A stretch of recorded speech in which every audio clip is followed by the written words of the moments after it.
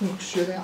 Fonctionnaire en 7 lettres. Attends, fonctionnaire en 7 lettres. Non, je l'ai, hein. C'est feignant. Feignant. Ouais, excusez-moi de vous déranger pendant le travail. Attends. Ça passe. Ça passe. Oh, Merci. trop fort. Merci. Trop fort. Ouais, je peux vous déranger un tout petit peu là? Ouais, mais là on est en... Enfin, comment dire, tu sais, on travaille là. Ouais, bien sûr. Et donc, justement, j'ai une petite question à propos de travail, Jérôme. Ah merde. Je sais que tu es doué en maintenance connectée. Ah, t'as dû confondre alors. Non, on a parlé de toi. Et en fait, j'aimerais, avec Johan, là, on est sur un petit projet, on voudrait surveiller à distance la température, enfin une température d'un de nos systèmes. Surveiller depuis... En fait, pouvoir consulter sur... depuis chez toi, par exemple. Depuis chez moi, par exemple. Consulter la température de condensation, en fait. Eh bah ouais, c'est possible. C'est faisable, ça? Ah, c'est faisable. Vous pourriez nous montrer... Alors, vous me prenez de court là tout de suite, mais grossièrement, en fait, on met des capteurs sans fil qu'on connecte à un concentrateur. Et puis tout ça, c'est relié sur un serveur d'ordinateur. Si vous voulez, je peux vous montrer. Ouais, on va bien voir. Je vous montre. On finira ça plus tard. Ok, je vous montre. On se retrouve dans quelques minutes, le temps que j'installe le système. Très bien. Très bien. Tout de suite. Tout à l'heure. Alors, monsieur Lucas et monsieur Chalmel, donc je vous ai préparé une petite démonstration. Hein. Très bien. J'espère que ça correspond à vos demandes. On va voir. Voilà, donc là, j'ai pris 2 capteurs de température sans fil. Voilà les capteurs de température. D'accord. Je vous montre, regardez. Vous avez un capteur de température ambiante qui est ici. D'accord. Et puis un capteur, là c'est peut-être ça qui va vous intéresser. Vous voyez, il y a une température de contact ici. C'est aimanté, vous pouvez mettre ça sur votre condenseur par exemple. Très bien. Et puis vous avez un petit capteur d'humidité qui est là. Il fait les deux. Je ne sais pas si vous avez besoin de ça, mais bon, voilà. Si. Bon, moi je vais vous faire la démonstration avec celui-ci.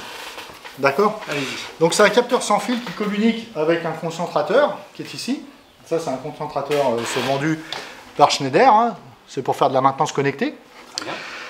Et lui, on va pouvoir lui adjoindre, je ne sais pas combien de capteurs, un grand nombre de capteurs sans fil, qui portent à environ une centaine de mètres en champ libre.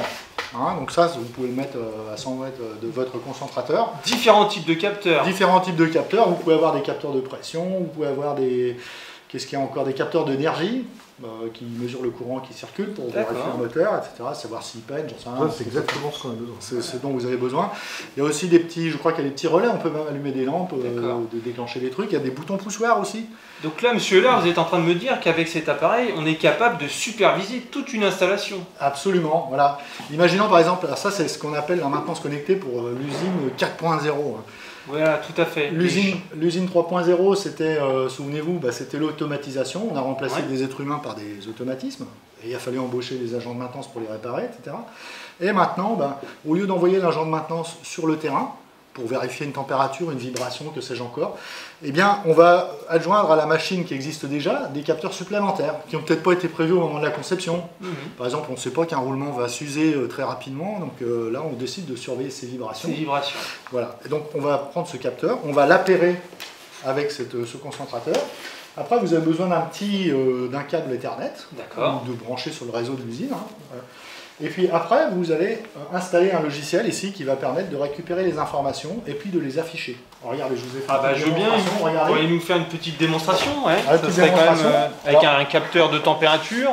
Là, actuellement, il y a les informations qui proviennent de ce capteur. D'accord. Je l'ai précédemment appairé. Je vous montrerai comment on fait. Très bien. J'ai installé le logiciel, je l'ai programmé. Regardez, le programme est assez simple.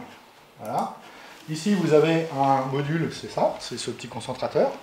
Il communique avec un module jauge, c'est juste une jauge. Et vous voyez, c'est simple à programmer. Hein.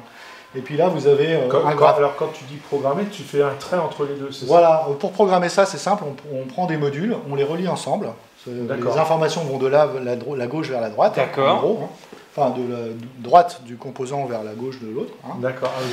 Voilà, parce qu'on peut les mettre n'importe comment. Regardez, je peux le déplacer. Oui, ça n'a pas d'importance. Ça n'a pas d'importance, vous voyez, je peux le mettre là. D'accord, oui, tout à fait. Le principe.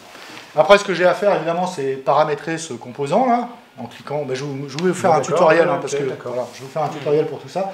Et puis le graphique est ici, voilà. Et puis, par exemple, là, je pourrais très bien rajouter l'humidité. Allez-y, ça m'intéresse. Parce que pour l'instant, si je vous remontre... Il y a une case saumon là, tu n'as pas dit. Ah, la case saumon, alors là, c'est une fonction... Le calcul.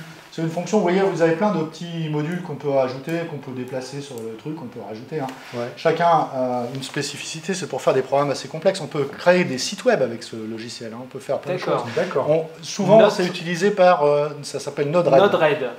Et Node-RED, c'est un logiciel qui est open source. Oui, donc c'est parfait. C'est parfait, c'est gratuit. Bon, il a les inconvénients de l'open source, c'est-à-dire que pour l'installer, c'est un petit peu sophistiqué, mais c'est pas toujours user-friendly. C'est pas user-friendly, mais je vous expliquerai tout ça, il n'y aura pas de souci, ça va marcher. Même moi, j'ai compris, vous vous rendez compte. Alors, je me rends compte. Vous rendez Autant dire que c'est à la portée de n'importe qui. Voilà. Et donc ici, vous voyez, ça c'est le graphique, vous savez, vous vous souvenez, je vous montre le graphique ici, voilà, qui affiche l'évolution de la température. Ben, avant, il faut formater les données avec une petite fonction pour que ça s'affiche correctement. D'accord. Donc moi, j'ai fait une petite fonction qui va formater les données avant de les afficher. D'accord, très bien. Bon, déjà, moi, je voudrais... Montrez-moi quand vous paramétrez une hygrométrie. Je voudrais avoir la lecture de ce petit capteur qui mesure l'humidité. Je voudrais l'avoir sur votre ordinateur. Ah ouais, d'accord. Donc l'hygrométrie, on peut la connaître. Pourquoi? Parce que le capteur envoie l'information ici. Oui. Il est transmis par Ethernet ici. Très bien. Il arrive sur ce machin-là et je peux rajouter en sortie une jauge d'hygrométrie. Il suffit juste que je paramètre la jauge pour qu'elle reçoive la bonne information.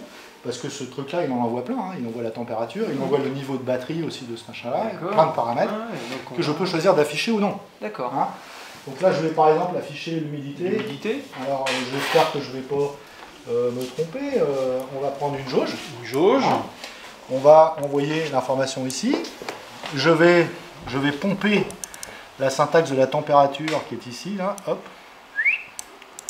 Bon, je vous montrerai tout ça, hein. Je ne vais pas vous expliquer comme ça. Et là, je vais repomper la même chose ici. CTRL V, pof. Sauf que là, au lieu de mettre température, je vais mettre humidity parce que je sais que ça s'appelle comme ça. Et je vais dire que l'humidité va de 0 à 100. Sinon, ça ne va pas marcher. Je vais lui dire qu'il faut qu'elle s'affiche dans une page. Voilà, dans l'onglet humidité, voilà. Je vais déployer, c'est-à-dire que je vais faire run, et je vais afficher la page web, la nouvelle page web. Et là, normalement, ça fonctionne. Oh là, ça a l'air donc il y aurait juste le nom à changer, jauge, l'appeler humidité, ou voilà. On peut faire ça tout de suite si vous voulez. Enfin, voilà, je vous montre, c'est assez simple ici. D'accord, ok, très bien. Humidité. Ah oui, donc c'est à portée de tout le monde quand même. Hein. Bah oui, c'est pas très compliqué. Hein. Alors c'est pas compliqué à utiliser, c'est compliqué à installer, mais là encore, je vais vous faire un petit tutoriel. C'est un très bel outil. Oui, vous parlez de quoi? Non, je ne parle pas de ça. Comme promis, messieurs Lucas et Chalmel, je vous ai préparé une série de tutoriels vidéo qui vous permettront en plusieurs étapes d'installer notre système. Alors, première étape, on va vérifier que le micro-logiciel qui est embarqué dans le concentrateur ZBRN1 est bien en version 3.26. Sinon, ça ne marchera pas. Et ensuite, on installera, on va appairer un capteur sans fil. Puis, on mettra notre ZBRN1, notre concentrateur, en réseau local avec un ordinateur. Et pour cela, il va falloir paramétrer la carte réseau et le concentrateur en leur attribuant une adresse IP. Et ensuite, on utilisera le logiciel Modbus Doctor pour voir si les deux appareils communiquent bien avec le protocole Modbus. Une fois que c'est fait, et bien maintenant, on peut passer à la suite, c'est-à-dire l'installation de Node-RED. Là encore, ça se fait en plusieurs étapes. Première étape, on va installer le moteur JavaScript qui s'appelle Node.js. Là aussi, il faudra utiliser une version particulière, sinon ça ne marchera pas. Ensuite, on installera sur ce moteur un plugin qui n'est autre que le logiciel Node-RED lui-même. Et puis, sur Node-RED, on installera un plugin aussi qui est le dashboard. C'est l'ensemble de tous les composants, comme par exemple les jauges qu'on a utilisées. Et puis, pour finir, on installera un composant qui est développé par Schneider, qui s'installe dans Node-RED et qui permet de communiquer avec le concentrateur. Et enfin, dernière étape, la plus amusante peut-être, et la plus satisfaisante pour l'esprit, c'est tout simplement apprendre à programmer avec Node-RED et puis pour afficher la température et l'humidité du capteur. Donc vous trouverez les liens vers ces vidéos dans la description, ou alors ils vont peut-être s'afficher sur le lien là-haut. Et en tout cas, bon courage, vous allez voir, c'est assez simple, pour peu qu'on soit méthodique.